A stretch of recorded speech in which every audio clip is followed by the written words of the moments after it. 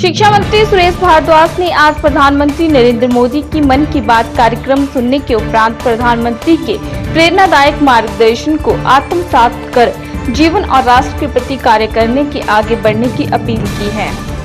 उन्होंने कहा कि प्रधानमंत्री ने अपने मार्गदर्शन में चीन के साथ बढ़ रही तकरार और देश पर जान निछावर करने वाले सदैव तैयार सैनिकों के शौर्य की चर्चा की। उन्होंने पर्यावरण संरक्षण के प्रति सचेत होते हुए गणेश चतुर्थी पर पर्यावरण मित्र सामग्री से गणेश प्रतिमा बनाकर विसर्जित करने की अपील की, ताकि पर्यावरण को स्वच्छ रखने और नदियों को दूषित होने से बचाया जा सके। उन्होंने कहा कि वर्षा ऋतु में पृथ्वी को नई स्फूर्ति प्राप्त होती है। जो दोहन पृथ्वी का किया होता है, उस ऋतु में उसकी पुनर्पूर्ति पृथ्वी द्वारा बरसात में की जाती है। उन्होंने कहा कि बरसात में बीमारियां बढ़ने का अंदेशा रहता है।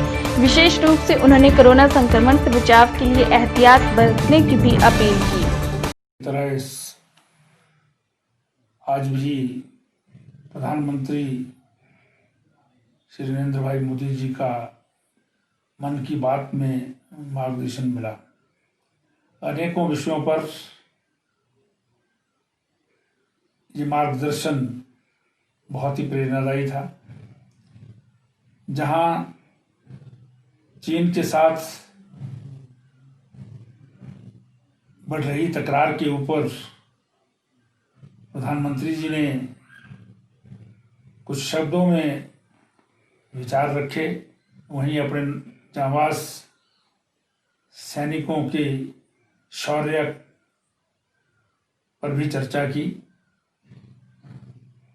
प्रधानमंत्री जी ने पर्यावरण के विषय में सबको इससे प्रेरणा लेने के लिए मार्गदर्शन किया।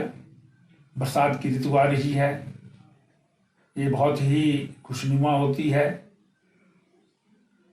इसमें पृथ्वी को नई स्फूर्ति प्राप्त होती है।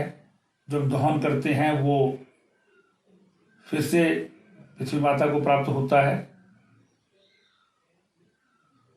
इस काल में कुछ बीमारियां भी बढ़ जाती हैं, इसलिए प्रधानमंत्री जी ने इस कोरोना काल में उससे बचकर रहने की नसीहत भी दी। और उन्होंने कहा कि भी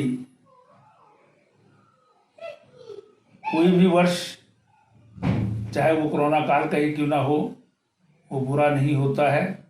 उसमें नई चुनौतियां होती हैं, वहाँ नई अवसर भी होते हैं। और ये वर्ष भी भारत के लिए नए अवसरों वाला साबित होगा। हम आत्मनिर्भर भारत बनाने की दिशा में आगे बढ़ेंगे। पर्यावरण के लिए एक विशेष जो प्रधानमंत्री जी ने लोगों से आग्रह किया कि हम गणेश चतुर्थी आ रही है, उसकी प्रतिमाएं हम बनाते हैं विभिन्न पदार्थों की और फिर नदियों में बहाते हैं। इस वर्ष पर्यावरण मित्र मटेरियल से वो मूर्तियां बने, ताकि पर्यावरण भी स्वच्छ रहे, नदियां भी स्वच्छ रहें और गणेश चतुर्थी भी मनाई जा सके। प्रधानमंत्री जी ने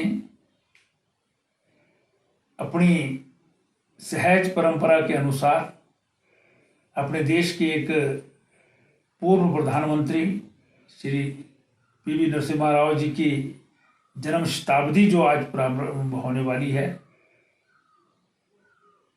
उसका भी जिक्र किया। और उन्होंने पी.वी. नरसिम्हा राव जी के बहुत सारे पहलुओं को उजागर किया। उस पर हिमाचल के लिए शिमला से ब्यूरो रिपोर्ट।